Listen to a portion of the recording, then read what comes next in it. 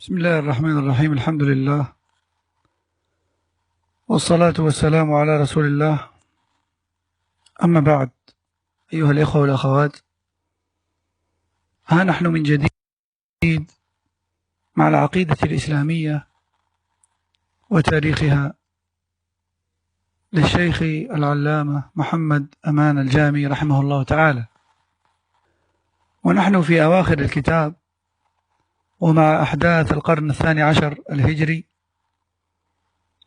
قال الشيخ رحمه الله: توفي الإمام محمد بن سعود مؤازر الدعوة السلفية والمجاهد دونها سنة 1179 هجرية. ثم الشيخ محمد عبد الوهاب رحمه الله أيضا سنة 1206 للهجرة رحمهم الله. فهل ترى ماتت الدعوة بموتهما أو تأثرت أم أنها استمرت؟ مما ينبغي التفطن له أنك لو راجعت التاريخ تجد الحقيقة الآتية ولا محالة: أيما دعوة تقوم بها أو يقوم بها مصلح أو مجدد، إذا كان منشأها مجرد اجتهاد ذو فكر بشري يحاول الإصلاح والتجديد، فإنها تموت أو تضعف على الأقل بموت صاحبها ومنشئها. وهناك دعوة لا تموت بموت الداعية المسؤول عنها. فإذا لابد لنا من معرفة الفرق بين الدعوة التي تموت بموت صاحبها والدعوة التي تبقى بعده، بل تسير ولا تقف. ولبيان ذلك نقول: هما دعوتان: دعوة أنشأها مفكر بعد أن فكر وخطط ووضع شروطا يرى أنه لا بد منها لنجاح دعوته، بصرف النظر هل هي موافقة للسنة أو مخالفة لها، كما يضع لها لوائح داخلية تسير عليها الدعوة وتلتزم بها، حيث يرى أن دعوته تخدم الأمة أو تخدم جماعة من الناس تؤمن بها، ثم تسعى في إقناع الناس بفكرته وصلاحيتها وبيان أهدافها والدعاية لها، متتبعة جماعة من الناس، فيكون حزبا يتحزبون له وينصرونه. فلا يخلو الأمر لاستمرار هذه الدعوة أو عدم استمراريتها بعد موت صاحبها من إحدى حالتين: الحالة الأولى أن يموت صاحب الفكرة رئيس الدعوة قبل أن يرى له من يخلفه ويقود الدعوة من بعده، ففي هذه الحالة تموت الدعوة فور موت صاحبها لا محالة، وهي قضية مسلمة عقلا. وعلى هذا تجري نواميس الحياة بصرف النظر عن الأمور الخارقة للعادة. والحالة الثانية أن يموت صاحب الفكرة وقد وجد من يخلفه وهو مؤهل للقيادة ومتفائل مع الدعوة، ففي هذه الحالة قد تبقى الدعوة فترة من الزمن، قد تطول وقد تقصر، ولكنها تتلاشى مع الزمن وتتأثر وتفقد قيمتها ثم تختفي. والتاريخ خير شاهد على ما ذكرت، لأن أساسها فكرة رجل وتخطيط بشري، والمفكر المخطط قد مات وانتهى، إذا لا بد أن تنتهي ولا محالة. والشواهد كثيرة في واقع العالم المعاصر ولا حاجة لسردها، بل المستحسن إجمالها. أما الدعوة الثانية فدعوة قام بها مصلح مجدد، بيد أن معنى التجديد هنا يختلف عن معناه في الدعوة الأولى. فالدعوة الأولى كما قلنا أساسها فكر بشري، وهي تحاول أن تدعي أن تأتي بجديد، وربما تأتي بجديد فعلا قد يقبل وقد يرفض، وعلى كل فهي محاولة بشرية لا صلة لها بالوحي. وأما الدعوة الثانية فأساسها دين إسلامي ثابت قائم بالفعل، ولكن صاحبها لاحظ أن المسلمين هجروا تعاليم الإسلام أو بعضها، إذ رآهم هجروا كتاب ربهم وأهملوا سنة نبيهم صلى الله عليه وسلم، فلم يعد القرآن مرجعا لهم في عقيدتهم وفي عباداتهم ومعاملاتهم وغير ذلك، ولم تكن السنة ذات قيمة لديهم، فدعاهم إلى العودة إلى الإسلام ليفهموه كما فهمه سلفهم، وليفسروه كما فعل الأولون من المسلمين، وليطبقوا أحكامه ويعتقدوا عقيدته. وهذا معنى التجديد بالنسبة للدعوة الثانية. إذن ليست هي فكرة بشرية، ولكنها تجديد للشريعة الإسلامية وعقيدتها، وإصلاح ما فسد من أمور الدين. فمثل هذه الدعوة سوف تبقى بعد موت المجدد.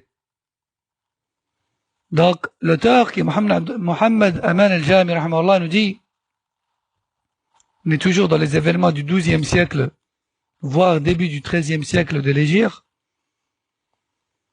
L'émir Mohammed Ibn Saoud, qui a soutenu Cheikh Mohammed Abdullah rahimahullah dans son renouvellement du prêche prophétique, est décédé en l'an 1179 de l'Hégire. Donc fin du XIIe siècle. Il est décédé en 1179. Et après lui, Cheikh Mohammed Abdullah rahimahullah, il est décédé en 1206. Donc il a vécu après lui encore 27 ans. Qu'Allah leur fasse miséricorde à tous les deux. Mais la question qui se pose ici, est-ce que le prêche de Tawhid et de la Sunna s'est arrêté à leur décès? Est-ce que la da'wah qu'ils ont mis en avant, elle a faibli après leur mort, ou bien elle a continué dans ce sens? Pour répondre à cette question, il est important de savoir une chose.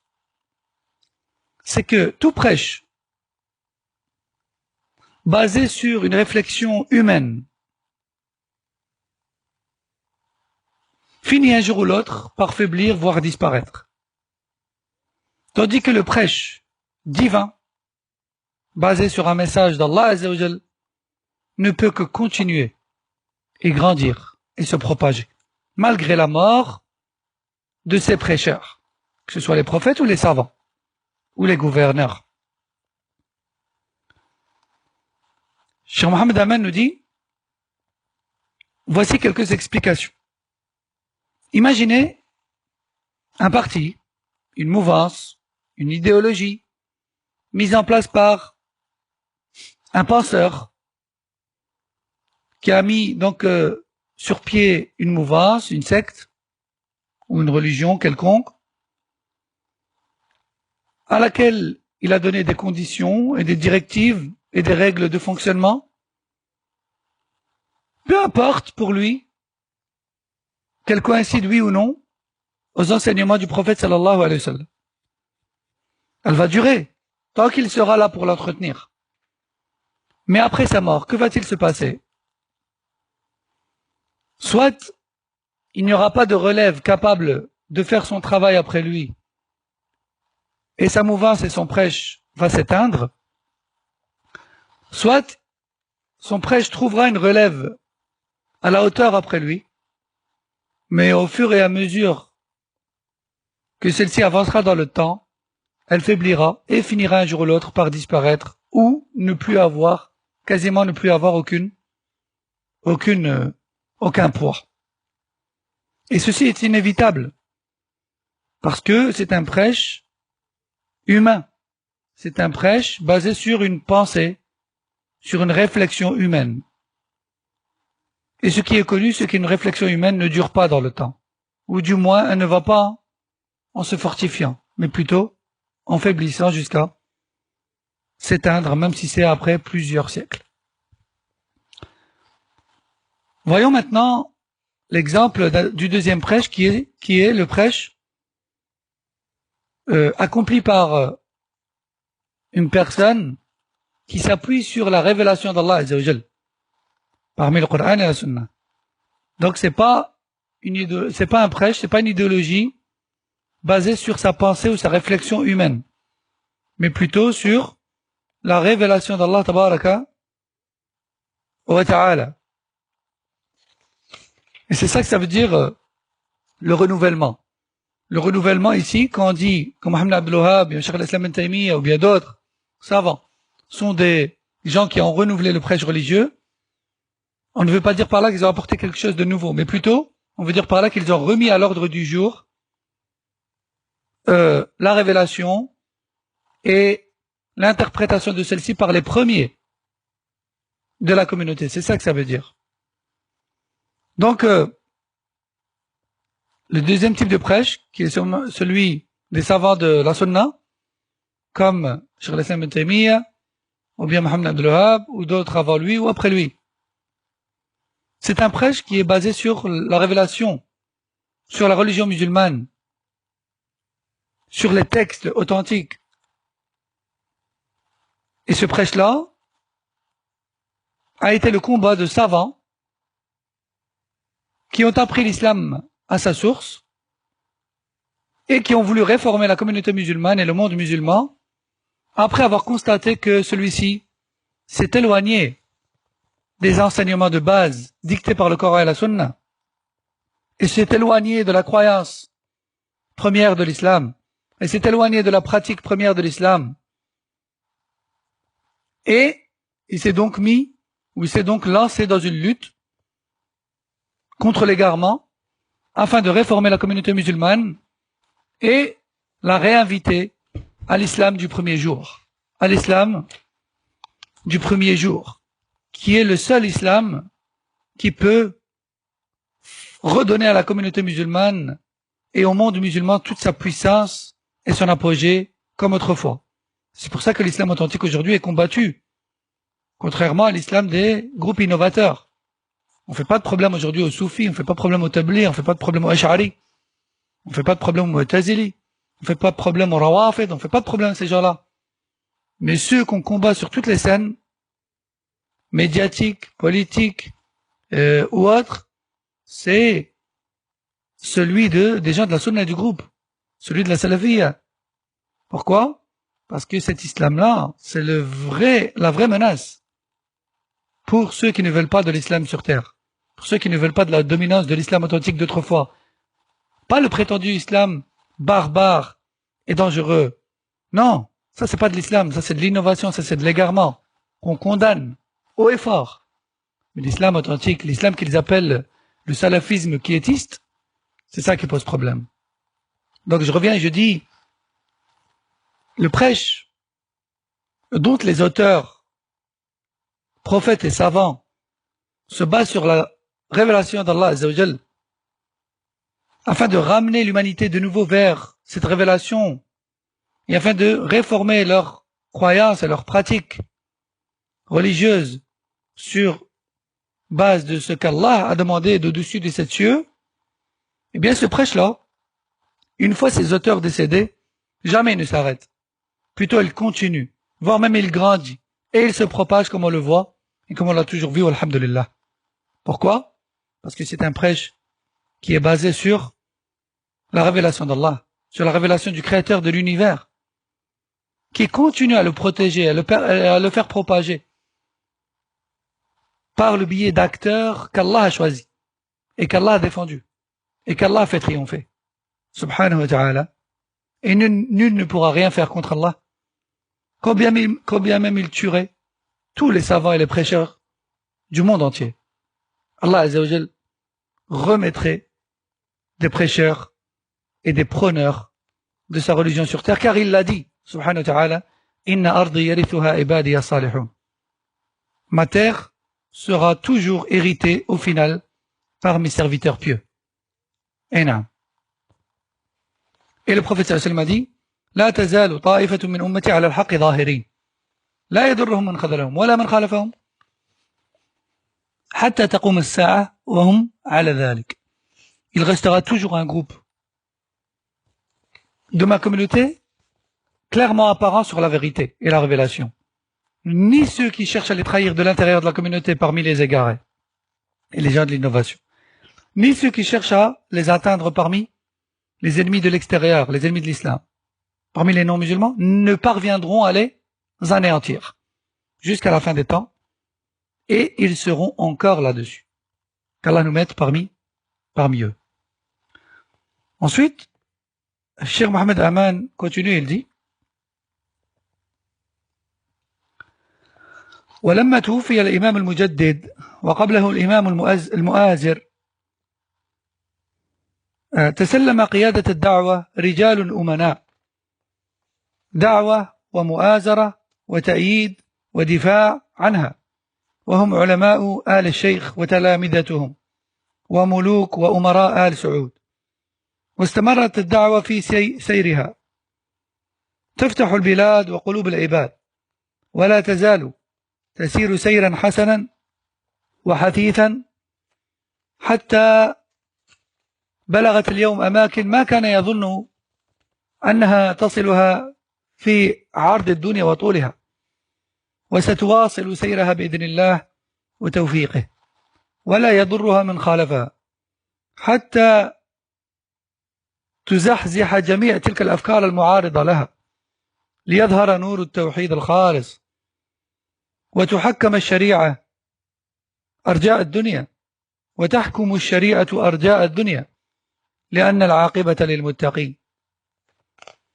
وأصحاب هذه الدعوة لا يفترون إن شاء الله، بل يعملون ويبلغون، وكلهم أمل بل يقين بالنصر والظهور والبقاء، إيمانا منهم بأخبار الصادق المصدوق محمد صلى الله عليه وسلم الذي بشر دعاة الحق وأصحاب العقيدة الحقة بالنصر والظهور، وعدم تأثير المخالفين فيهم وفي دعوتهم مهما حاولوا خذلانهم، إذ يقول عليه الصلاة والسلام لا تزال طائفة من أمتي ظاهرين حتى يأتيهم أمر الله وهم ظاهرون. أخرجه مسلم من حديث ثوبان رضي الله عنه. ولفظ مسلم من حديث جابر قال صلى الله عليه وسلم لا تزال طائفة من أمتي يقاتلون على الحق ظاهرين إلى يوم القيامة، فينزل عيسى بن مريم فيقولون له تعالى صل بنا، فيقول لا إن بعضكم على بعض أمراء، تكريمة أكرم الله بها هذه الأمة. خرجه مسلم من حديث جابر. وفي حديث أبي هريرة عن ابن ماجه قال صلى الله عليه وسلم لا تزال طائفة من أمتي قوامة على أمر الله، قوامة على أمر الله لا يضرها من خالفها. أخرجه ابن ماجه من حديث أبي هريرة، وصححه العلامة الألباني في صحيح الجامع. وفي حديث عمر رضي الله عنه عند الحاكم لا تزال طائفة من أمتي ظاهرين على الحق حتى تقوم الساعة. خرجه الحاكم من حديث عمر، وصححه الألباني في صحيح الجامع. ويعد هذا علما من أعلام النبوة لرسول الهدى محمد صلى الله عليه وسلم. وقد جمع أهل العلم بين هذه الأحاديث وبين الحديث القائل وهو صحيح لا تقوم الساعة إلا على شرار الخلق، كما جاء عند مسلم من حديث ابن مسعود. قالوا بأن المراد بهذه الغاية حتى أي قرب قيام الساعة، وذلك حيث تأتي الريح فتقبض روح كل مؤمن، وهو المراد بأمر الله هنا.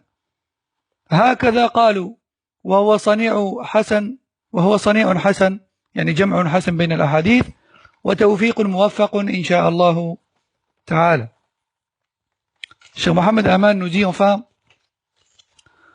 lorsque le noble savant et renouveleur du prêche de l'islam du jour, l'islam du premier jour, qui est Mohamed Abdul Wahhab rahimahullah, et après le décès aussi de l'émir et ensuite le roi Mohamed ibn Saoud, qu'Allah leur fasse miséricorde à tous les deux, le prêche a été poursuivi par des savants dignes de confiance et élèves et relèves de ces gens-là, que cela soit parmi la descendance de Cheikh Mohamed Abdul Wahhab, que l'on surnomme Al-Sheikh, ou que cela soit du côté religieux, ou que cela soit la descendance de Mohamed ibn Saoud, que l'on appelle la famille Al-Saoud, du côté de la gérance et la politique du pays.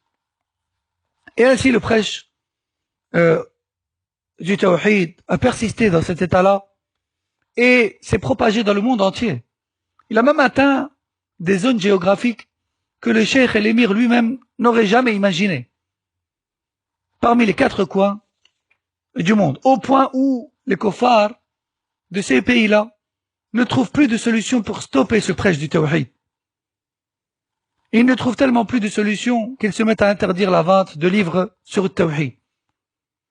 Mais le Tawhid, c'est une chose qui se propage par différents moyens.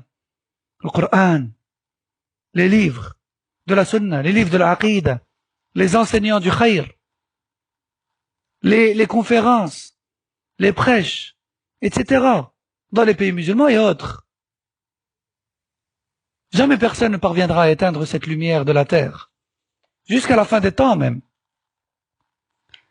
Et comme on a vu tout à l'heure, et comme nous dit encore le cheikh ici, ce prêche-là ne s'arrêtera jamais, il ne fera qu'augmenter, jusqu'à dominer le faux.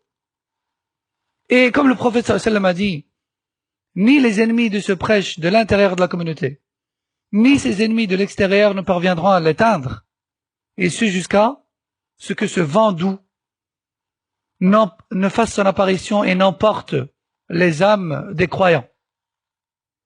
Puis ensuite, les catastrophes naturelles et l'apocalypse et la fin des temps s'abattront sur les pires des gens qui ne croient pas en Allah Azza wa Jal. Et Allah Tabaraka wa Ta'ala dit dans le Coran, comme on a dit tout à l'heure, que la bonne fin est pour les pieux et les craintifs d'Allah Azza wa Jal. Les héritiers de ce prêche, qui est l'islam du premier jour, Tawhid et la Sunna authentique du prophète sallallahu alayhi wa sallam, ne se lassent jamais. Et rien ne les arrête, dû à leur sincérité. Peu importe les épreuves qui les touchent, ils ne retournent jamais leur veste. Ils ne changent jamais de discours, contrairement aux prêcheurs du faux, même s'ils prétendent prêcher l'islam. Dès qu'on leur met un petit coup de pression, ils changent de prêche. Ils retournent leur veste. Ils changent de discours, totalement. Ils ne sont pas fixes. Ils ne sont pas stables. Pourquoi? Car ils ne sont pas sur la bonne voie. Car ils ne sont pas eux-mêmes sûrs et réconfortés dans la mouvance dans laquelle ils se trouvent. La personne de la Sunna, peu importe les menaces qu'elle reçoit, peu importe les menaces qu'elle reçoit, elle reste ferme sur l'islam du premier jour. Peu importe les persécutions, peu importe le mal qui la menace. Car elle sait qu'au final, c'est pour cela qu'elle vit. C'est pour cela qu'elle est créée.